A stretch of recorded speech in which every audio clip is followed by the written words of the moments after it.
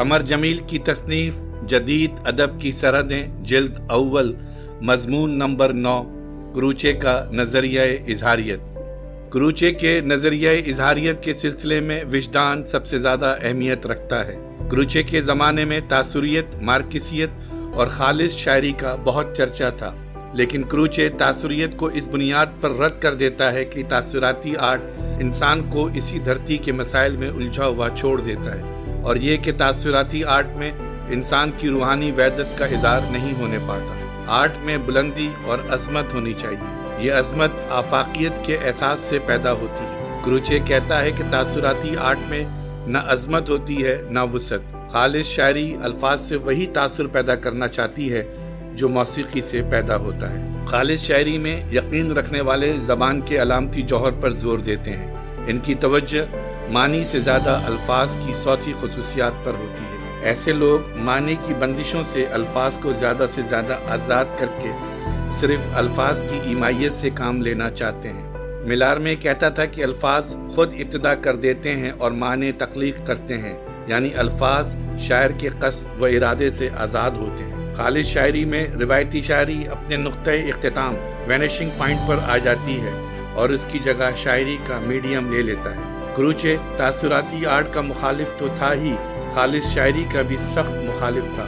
خالص شاعری کے سلسلے میں وہ کہتا ہے کہ جس طرح پھول پودے کے بغیر نہیں ہوتا اور پودے کے لیے ضروری ہے کہ اس کی جڑیں زمین میں ہوں، اسی طرح شاعری بھی زندگی سے بے تعلق ہو کر نہیں رہ سکتی۔ آرٹ کا تعلق انسان کی روحانی وحدت سے ہوتا ہے، اور یہ روحانی وحدت آرٹ میں اپنا اظہار کرتی ہے۔ اپنے ہر کام میں انسان اپنی روح کی وحدت ہی سے قوت حاصل کرتا ہے۔ کروچے کا خیال تھا کہ خالص شاعر صرف اپنی روح کے دھندلکوں میں زندہ رہتا ہے، وہ اپنی باطنی زندگی کا غم بھی نہیں کر سکتا، حالانکہ یہی باطنی زندگی شاعر کی سب سے بڑی دولت ہوتی ہے۔ وہ کہتا ہے کہ چڑیاں صرف چہکنے کی خاطر چہکتی ہیں اور چہکنے ہی میں اپنی ساری زندگی کا اظہار کر دیتی ہیں۔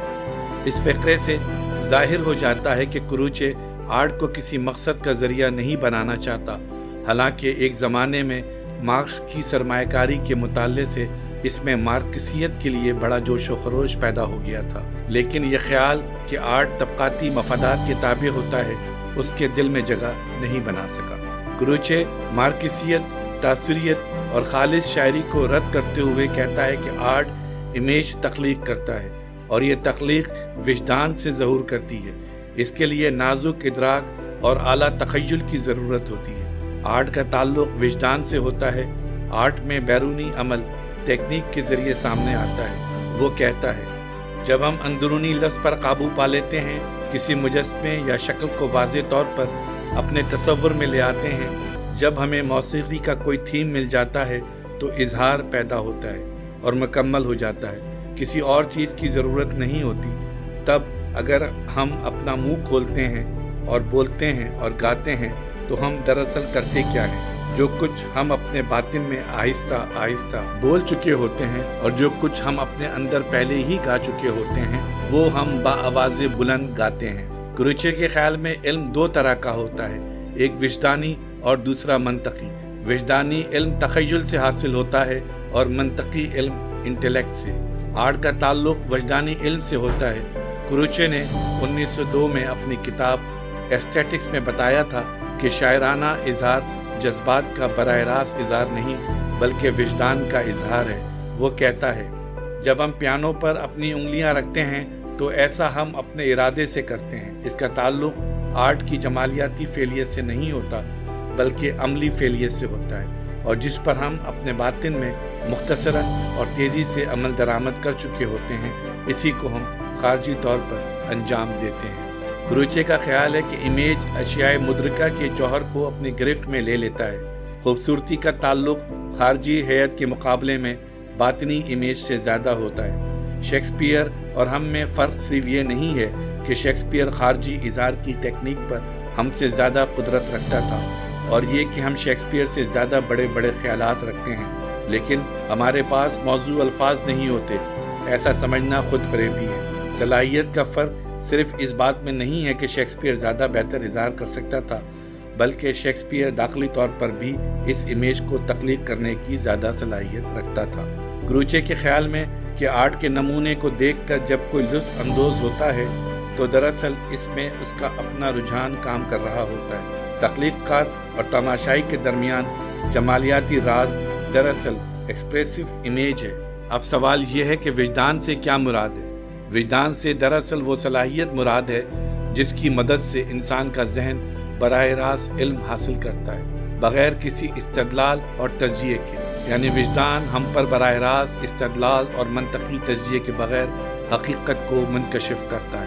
دوسرے لفظوں میں وجدان عقلی تفکر اور استدلال کے بغیر حقیقت تک پہنچنے کا ذریعہ ہے۔ چنانچہ اقبال نے بھی کہا کہ خدا شناسی کا ذریعہ خرد نہیں عشق ہے، جسے فلسفے کی زبان میں وجدان کہتے ہیں۔ برگسا نے بھی اپنی کتاب تخلیقی ارتقاء میں وجدان کو تعقل سے الگ ایک صلاحیت قرار دیا ہے۔ وہ کہتا ہے but it is to the very inwardness of life that intuition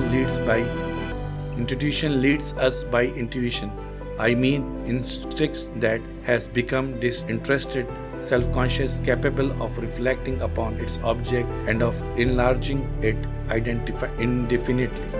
برگسا کا خیال ہے کہ یہ ناممکن نہیں ہے کیونکہ انسان میں جمالیاتی صلاحیت موجود ہے جو اس کا ثبوت ہے۔ انسان کا شعور دو چیزوں میں بٹ گیا ہے، وجدان میں اور ذہانت میں، کیونکہ انسان کی ضرورت بھی یہ ہے کہ وہ مادے سے بھی نپٹے اور ساتھ ہی ساتھ زندگی کے دائرے کے پیچھے بھی چلے۔ شعور کا یہ دورہ پن خود حقیقت کے دورے ہونے کے باعث ہے، یعنی حقیقت کی بھی دو حیتیں ہیں، وجدان اور تعقل۔ برگسا کا خیال ہے کہ شاعر کا وجدان ماہر مابعد الطبیعات کی تحلیل سے زیادہ اظہار صداقت کرتا ہے۔ اب یہ دیکھیے کہ اظہار سے کیا مراد ہے۔ 18ویں صدی میں انگریزی کے مشہور شاعر پوپ نے کہا تھا کہ سچا اظہار سورج کی طرح ہر اس چیز کو جس پر وہ چمکتا ہے واضح کر دے۔ والٹر پیٹر نے 1888 میں کہا تھا، ہم جسے اظہار کہتے ہیں وہ دراصل زبان کا باطنی ویژن سے انتہائی باریکیوں میں بھی مطابقت کا نام ہے، اسلوب پر مضمون۔ لغت کے ماہرین بھی کہتے ہیں کہ اظہار کا مطلب ہے کسی اندرونی حقیقت کو خارجی شکل دینا، کسی ایک چیز کا دوسری چیز سے اظہار کشاف تنقیدی اصطلاحات میں لکھا ہے۔ کروچے کے نظریہ اظہار اور اظہاریت کی تحریک کے وجود میں آنے سے پہلے اظہار کے معنی تھے اپنے محفوظ ضمیر کو دوسروں کے لیے کسی خارجی شکل، مثلا الفاظ، الوان اور خطوط میں منتقل کرنا۔ چونکہ کلام کے لیے لازم تھا کہ وہ دوسروں کے لیے بائمعنی ہو، اس لیے دنیائے ادب میں اظہار اور ابلاغ کے درمیان نظریاتی فاصلے بھی حائل نہ تھے۔ لیکن اب اظہار کے لیے لازم نہیں رہا کہ وہ دوسروں کے لیے بامعنی ہو، اس لیے ابلاغ سے اس کا رشتہ کٹ چکا ہے۔ اس سے ظاہر ہوتا ہے کہ شاعر کے ویژن کے زبان سے نازک تعلق کا نام اظہار ہے۔ آرٹ میں رنگ، لکیر، ہیئت اور الفاظ کی ایسی ترتیب سے جس میں لے اور آہنگ ہوتا ہے، جذبات کا اظہار ہوتا ہے۔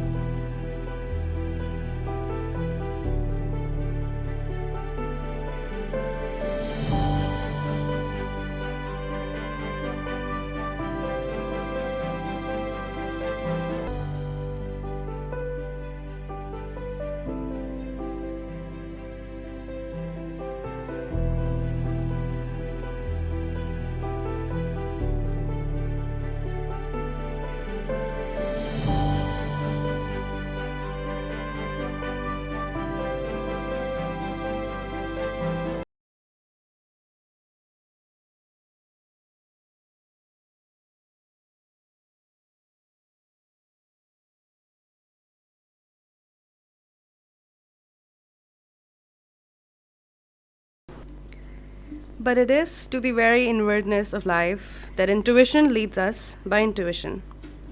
I mean instinct that has become disinterested, self-conscious, capable of reflecting upon its object and of enlarging it indefinitely.